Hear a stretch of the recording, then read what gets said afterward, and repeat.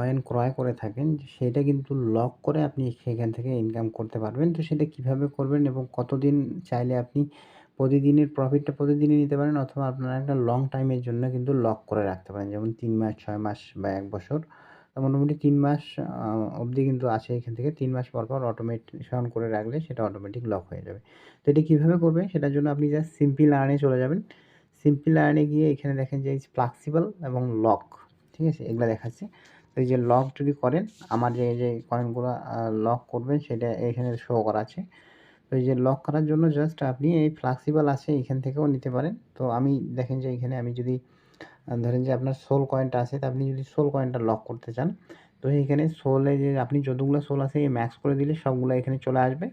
দেন এখানে দেখেন যে ফ্লেক্সিবল যদি আপনি রাখেন প্রতিদিনেরটা প্রতিদিন, সেটা কিন্তু এই যে 2.84% আপনাকে দেবে।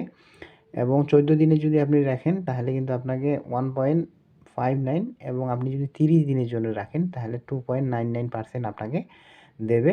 এবং 60 দিনের জন্য যদি আপনি রাখেন তাহলে 3.9% দেবে, এবং 90 দিনের জন্য যদি রাখেন তাহলে আপনাকে কিন্তু 4.5% দেবে।